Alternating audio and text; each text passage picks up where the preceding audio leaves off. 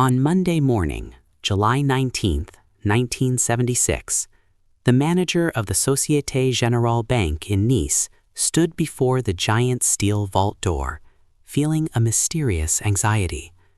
The employees had just arrived for a new work week after the Bastille Day holiday, but the massive door remained stubbornly shut. The manager and staff tried codes and wheels, but the door stayed silent as if welded from within.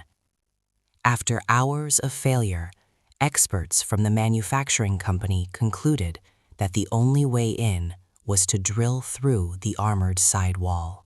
Drilling lasted for hours until a hole was made. A police officer crawled inside to find a shocking scene. Not just empty safes, but the remnants of a party. The floor was covered in cash, jewelry, empty wine bottles, and food scraps, as if the thieves had spent the entire weekend there.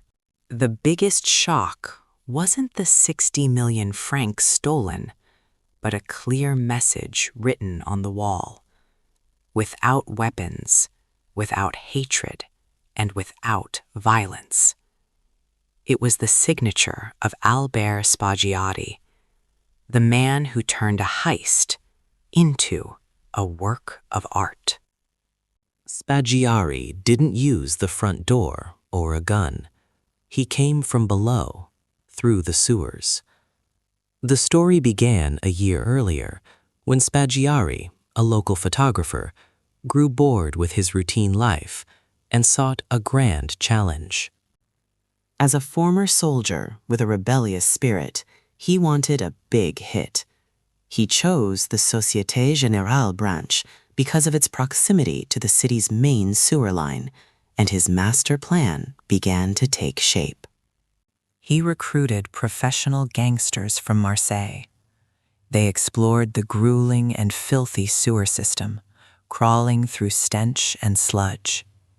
Using stolen municipal maps, they located the exact point behind the vault wall.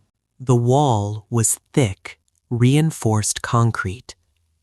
They had to dig an 8-meter tunnel through rock.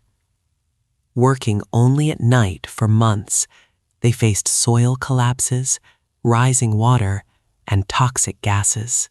Spaggiari organized the tunnel into a workshop, installing hundreds of meters of electrical cables, fans for ventilation, and even carpets.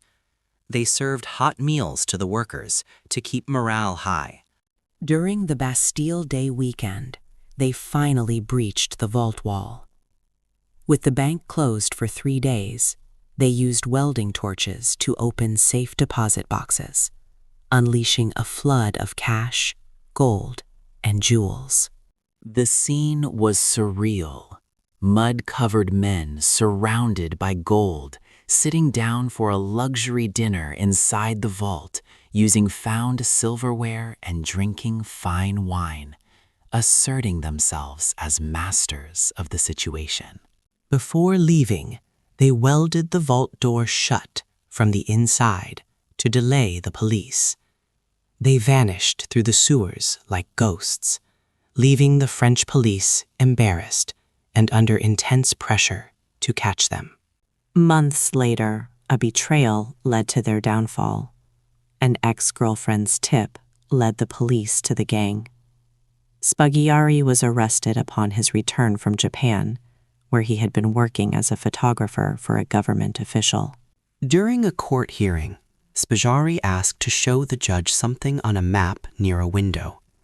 He suddenly jumped out the window, landed on a car, hopped onto a waiting motorcycle, and sped away, stunning everyone. He vanished again, living as a fugitive in South America and Europe, giving secret interviews, mocking the police. He became a folk hero for defeating the banking system without violence, and the stolen millions were never fully recovered.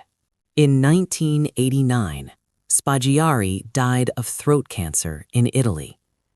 In a final dramatic act, his friends secretly left his body at his mother's door in France so he could be buried in his homeland, leaving behind the legend of the heist of the century.